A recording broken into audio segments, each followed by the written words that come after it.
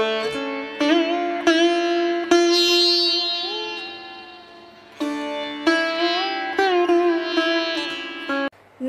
मैत्रिणींनो, रोशनी simple kitchen मध्ये तुमचं स्वागत आहे। तर आज आपण गुढीपाडवा निमित्त स्पेशल गोडाधोडाचा पदार्थ पाहणार आहोत।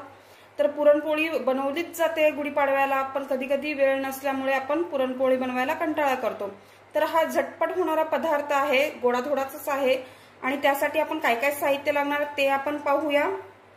तर इथे मी 1 वाटी नॉर्मल असं टेम्परेचरवरचं दूध घेतलेलं आहे, 1 वाटी मैदा घेतलेला आहे, 1 वाटी साखर घेतले, अर्धी वाटी मी मिल्क पावडर घेतलेला आहे, चिमूटभर मीठ आहे, 2 चमचे मी साजूक तूप घेतले आणि अर्धा चमचा मी बेकिंग सोडा घेतलाय।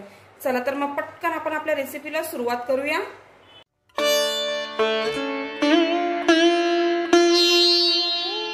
आता सर्वात प्रथम आपल्याला काय करायचं आहे, अशी परात घ्यायची आहे, त्यात आपण मैदा घालूया, त्यानंतर मिल्क पावडर घालणार आहोत, चिमूटभर मीठ घालूया,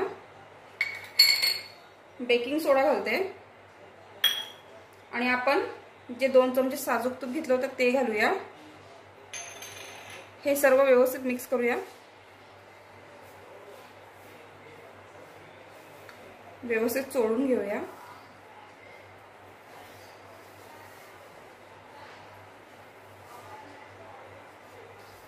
आता आपल्याला ह्याच्यात पाण्याचा वापर नाही तर दुधाचा वापर करायचा आहे।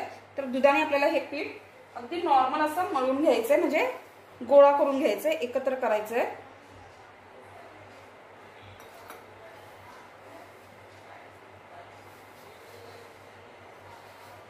थोडं थोडं दूध घालून आपण व्यवस्थित एकत्र करून घेऊया।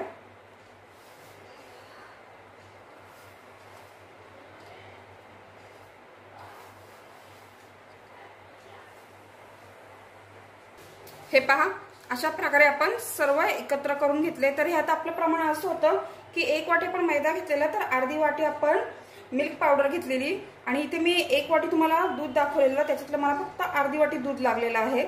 तर चला तर मग आपण आता याच्या पुढचे तयारी करायला घेऊया। आता आपल्याला ह्या रेसिपीसाठी साखरेचा पाक लागणार आहे, तर आपण साखरेचा पाक बनवूया। तर आता इथे आपण साखर घालूया। एकदम आपल्याला साखरेचा पाक असा 2 तारी वगैरे काही नाही बनवायचं आहे। तर आता साखर बुडेल एवढं पाणी घालूया आपण।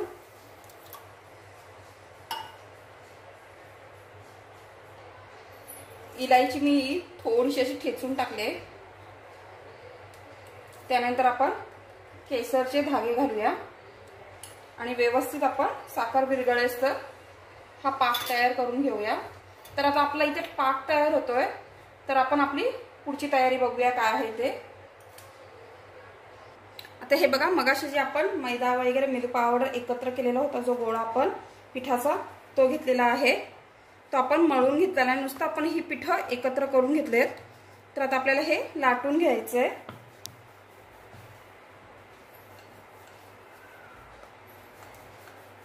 तर आता आपल्याला हे जाडसरच लाटायचंय।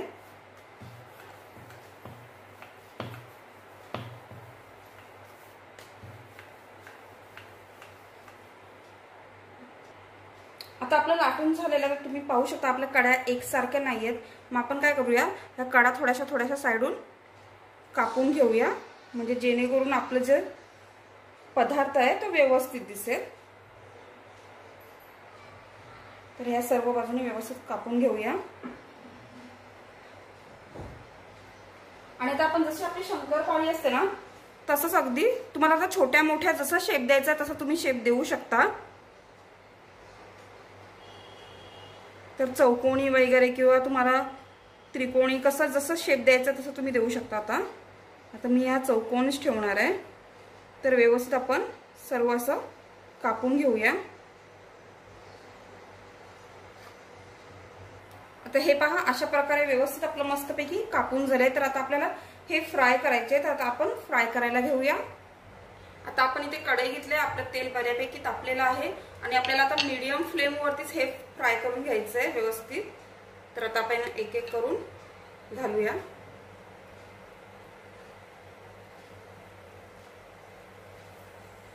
तर तुम्ही पाहू शकता किती झटपट होतंय आणि एकीकडे आपण आपला पाक सुद्धा ठेवलेला आहे, तर पाक सुद्धा आपला होईल।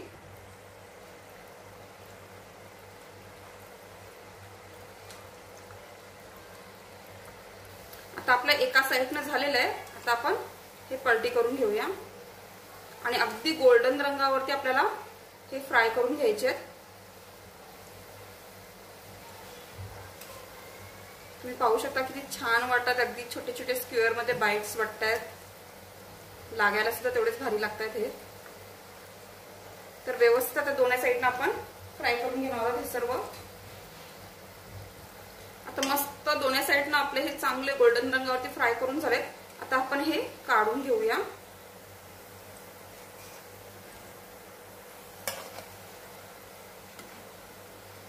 आता अशाच प्रकारे मी बाकीचे सुद्धा फ्राय करून घेते. तर हे पहा, आपले अशा प्रकारे तुम्ही पाहू शकता किती छान झालेले आहेत. अशा प्रकारे सर्व फ्राय करून झालेले आहे.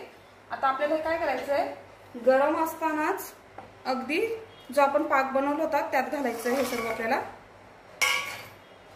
आणि व्यवस्थित मिक्स करू. कमीत कमी 1 तास, जास्तीत जास्त 2 तास आपल्याला हे पाकात व्यवस्थित मुरून द्यायचं आहे.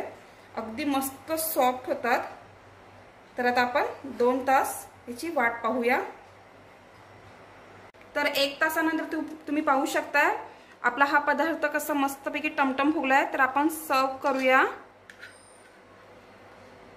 हे बघा, तर सर्वांना आवडेल अशी ही रेसिपी आहे आणि अगदी पटकन होते. तर अशा प्रकारे आपला हा गोडा पदार्थ तयार झालेला आहे. जर तुम्हाला माझी ही रेसिपी आवडली असेल तर नक्की लाईक करा, शेअर करा आणि सबस्क्राईब करा.